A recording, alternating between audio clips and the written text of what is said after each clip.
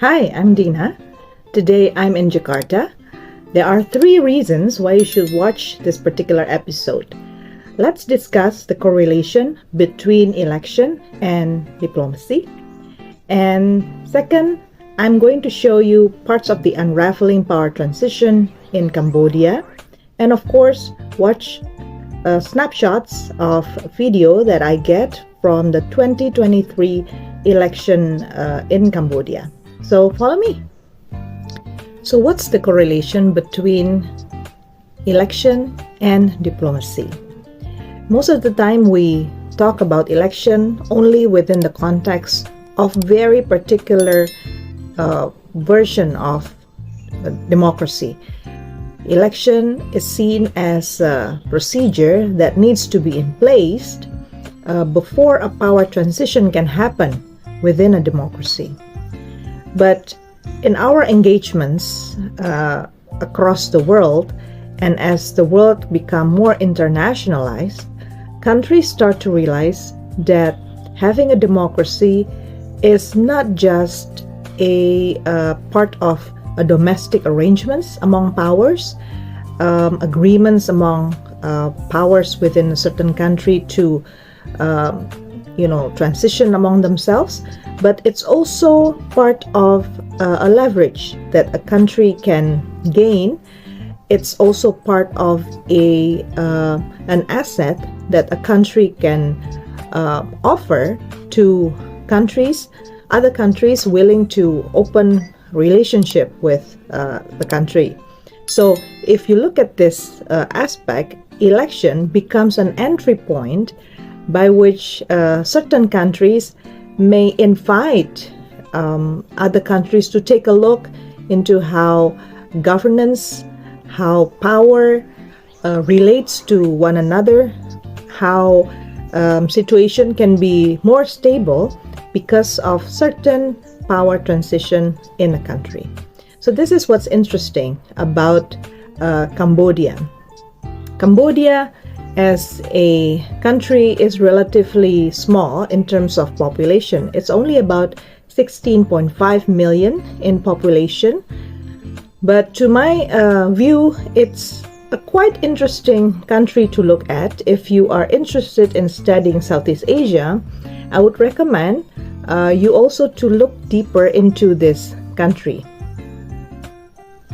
I think it's fair to say that not many of people understand how Cambodia looks like inside of the country. How many of you who actually have been to Cambodia, especially visiting all the provinces, the 25 provinces of Cambodia? I think unless you feel the situation in Cambodia, then you can understand as well the importance of doing good relationship and promoting different aspects of power relations in Cambodia as an asset to diplomacy for Cambodia. Cambodia lies in the Indochina land. So its history is long with war and conflicts, not only with external powers, the major powers, and it also has conflicts with neighboring countries. And if you look at the neighbors, look at the map of Cambodia, you see that it shares border with Thailand, whose military forces is also very strong and has a long history as well in its activism of diplomacy during the Second World War. And then there's Vietnam, there is the Laos, and there's also Myanmar. And of course, not far from where Cambodia is lies China and also India. So if you're located at the border area as Cambodia is, and your country is not that big, as I said, it's only about 16.5 million in population, and if you travel from the capital city of Phnom Penh up to the northern border with Thailand, the Preah Vihear province, for instance, it took only about 6 to 7 hours of driving. So it's not that far going from the capital to the very north part of Cambodia. In terms of size, it's not that big.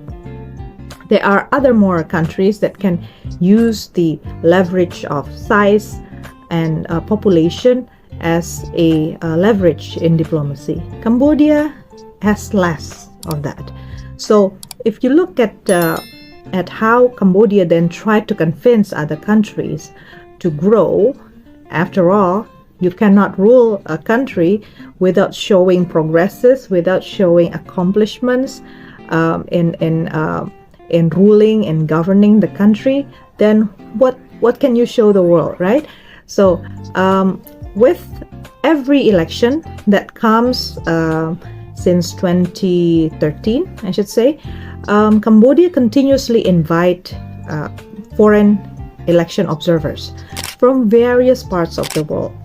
For this particular election in 2023, Cambodia invited 423 election observers from 65 countries.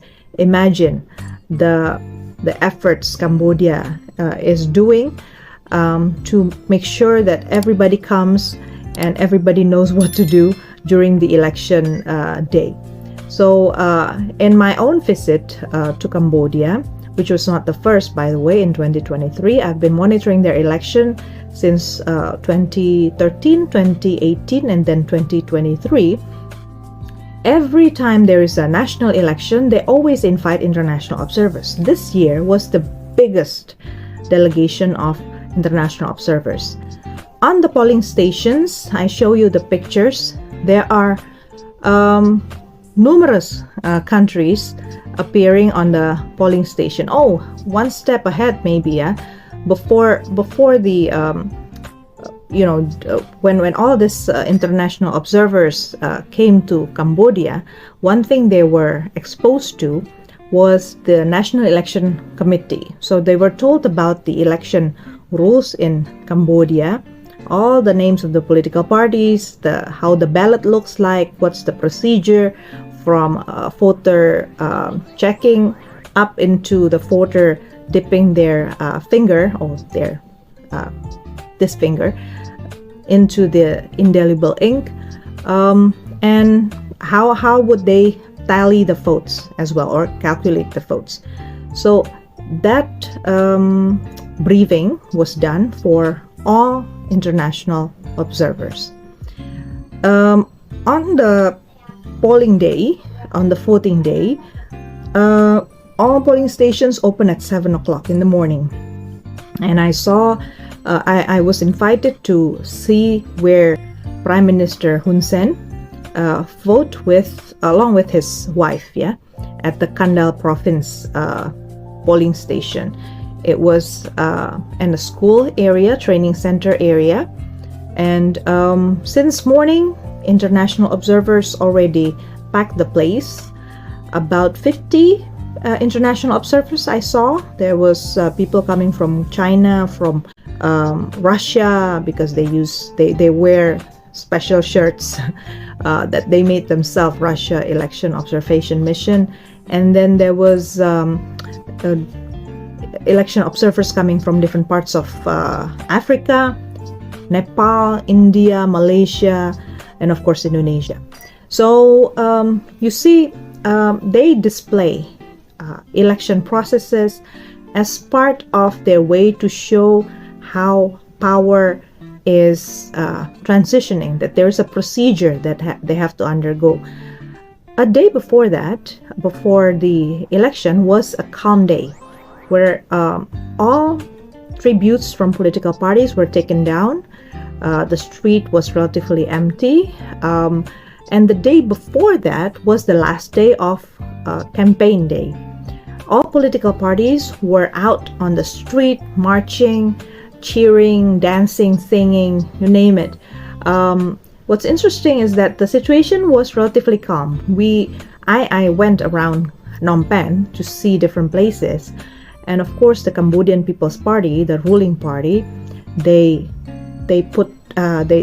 had so many followers on the street. They wore blue t-shirts and blue attributes here and there, But we also saw in different parts of Phnom Penh other color. This time I saw the yellow ones, the Fun Sin Pek party, the royalist party. So if you look at the history of Cambodia, this coexistence of powers and then the announcement of Prime Minister Hun Sen a few days after the election is done, that because the election process was peaceful and that there was a landslide victory for Cambodian People's Party, then there is now a time for transition from himself to the next Prime Minister. He said August 7 will be the day of him relinquishing power to the next Prime Minister. Was interesting to look at. He said that his replacement will be Hun Manet. Hun Manet is his son that he has groomed to represent the Cambodian People's Party as the majority party. And the election this time, even though CPP is the majority party, it's not the only political parties getting votes. I saw in polling stations in parts of Phnom Penh that other political parties also gained some votes. So I look forward to seeing what's the composition looks like in the National Assembly and see how many seats were actually allotted for other political parties other than the CPP. So until the next episode, I hope this inspires you to look further into how certain countries use election as a way to boost their leverage vis-a-vis other countries who may be interested to cooperate further in government, in economic cooperations and other kinds of cooperations. Until next time, bye-bye.